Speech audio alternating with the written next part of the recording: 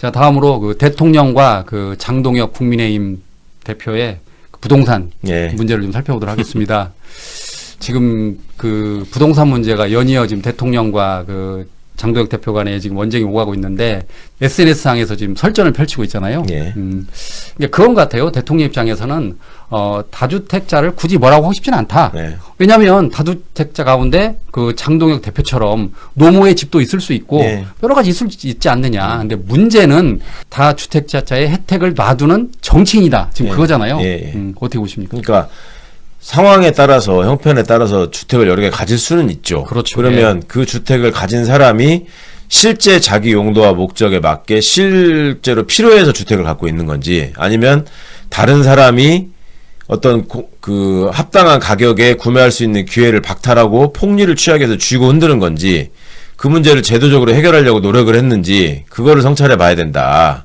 이 얘기를 하는 거잖아요. 그리고 예. 대통령은 그 문제를 해결하기 위해서 여러 가지 고민을 하고 여러 가지 정책 대안을 제시하고 있는데 국힘은 지금 정치 집단으로서 그거에 대한 대안을 제시하거나 어떤 건강한 토론으로 임하는 게 아니라 왜 다주택자를 범죄시하냐 뭐 이런 식으로 얘기를 하고 있단 말이에요. 예. 이거는 전형적으로 무책임한 정치적 공격이죠. 그거를 지적하는 거죠. 그러니까 야당의 제1야당의 대표라는 사람이 추석을 앞두고 그거 어머님이 거기 실제로 사시는지 안 사시는지도 모르겠다는 지적을 받을 정도의 그런 뭐 또 옛날 사진인지 요새 사진인지 모르겠다는 사진을 그 올려놓고 그걸 가지고 그냥 불효자는 옵니다 이러면서 일종의 감성팔이를 하면서 자극적으로 대통령을 냉혹한 사람으로 만들려고 하는 이런 시도 이런 것들이 정치인으로서 할 일이냐 책임 있는 정치인이 보일 모습이냐 이런 점을 지적하신 건데 뭐 저 사람들은 그거를 그렇게 또 이해하고 받아들일 수준이 안 되기 때문에 우리 입만 아플지는 모르겠지만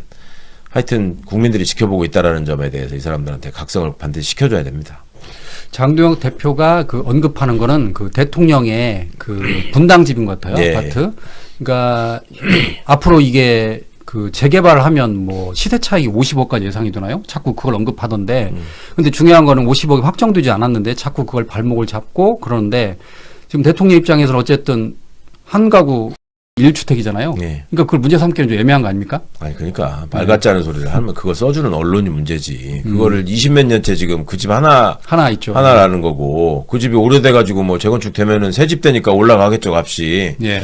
아니 근데 지들처럼 여러 가지 집을 막 그 이해운 때 봤잖아요 우리가 저쪽에서 몸담고 정치하는 사람들은 어떤 수법을 쓰는지 멀쩡하게 결혼한 아들도 막 이혼했다 그러고 거기다가 집어넣어가지고 막 그 투기하고 막 하지 않습니까? 예. 그런 거하고 본질적으로 다른 건데 본인들의 어떤 그런 탐욕과 투기에 대해서는 전혀 반성하지 않으면서 대통령 집 하나 있는 거를 가지고 그것도 이제 서민들을 그걸로 자극해 보겠다는 거죠. 대통령은 마치 자기도 가난한 사람인 것처럼 얘기하려고 하는데 그렇지 않다. 뭐 이런 식의 천박한 발상을 하고 있는 거죠. 예.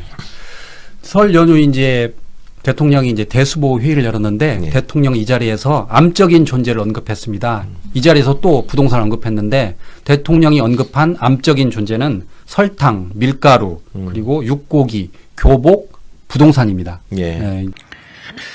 현재 우리 사회에는 설탕, 밀가루, 육고기, 교복, 부동산 등등 경제산업 전반에서 반시장적인 담합행위가 뿌리 깊게 퍼져 있습니다. 시장 지배력을 악용한 이런 담합행위는 공정한 경쟁을 가로막고 시장 신뢰를 훼손하며 국민 경제 발전을 방해하는 암적 존재입니다. 이런 질 나쁜 범죄를 뿌리 뽑아야 경제의 질적 도양이 가능합니다. 이를 위해서는 담합 이득을 훨씬 넘어서는 무거운 제재가 뒤따라야 합니다. 그러니까 설탕과 밀가루는 이미 전에도 계속 담합해가지고. 담합해서 이렇게 한 예. 거잖아요. 네. 어떻게 보십니까? 그러니까 그런 거 하나하나가 실제 국민들의 삶에 영향을 미치는 그 중요한 일종의 소재들인데 그거에 대해서 어떤 대응책을 정부가 고민하고 정치인들은 얼마나 많은 대안을 제시하고 마련했느냐 이런 점에 대한 근본적인 질문을 던진 거죠. 그러니까 늘 대통령이 갖고 있는 문제의식이 어디에 있는가 이런 것들을 보여주는 사례라서 앞으로 좀 정책을 집행하는 사람들은 굉장히 많이 신경을 써야 될 주제가 아닌가 싶습니다. 예. 대통령은 이런 암적인 존재를 언급하면서 이렇게 말을 했습니다.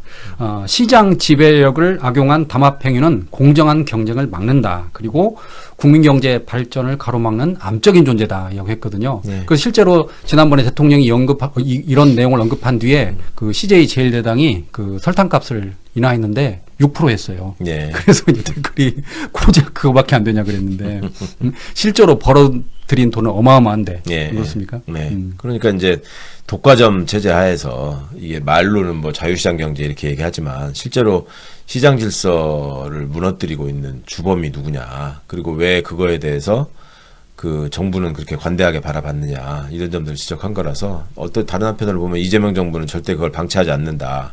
속지 않는다. 이런 의지를 표명하신 거라고 봅니다. 예. 저는 이번 대수보 내용을 보면서 이런 생각을 했습니다. 대통령이 대충 넘어가지 않는다. 그러니까 지난번에 작년이죠. 그 공공기관 회의를 할 때 대통령이 6개월 후에 꼭 점검하겠다라고 네, 했잖아요. 그렇죠. 이번 설탕 밀가루도 똑같은 것 같아요. 다시 설이 지나니까 암적인 존재라고 다시 한번 언급을 하면서 계속 지켜보겠다라고 일종의 경고를 주는 거잖아요. 예, 예. 그렇죠. 그러니까 대통령의 한마디는 그 말 자체의 무게도 있지만 그게 결과로서 이어졌을 때 의미가 있는 거거든요. 그러니까 어떻게든 나는 이걸 결과로 이어내겠다. 이런 의지를 표명한 거라고 봐야죠. 예. 그러면 대통령은 반시장적 행위가 반복되면은 시장에서 퇴출시키는 방안도 고려하겠다라고 정말 그 살벌한 경고를 했습니다. 예.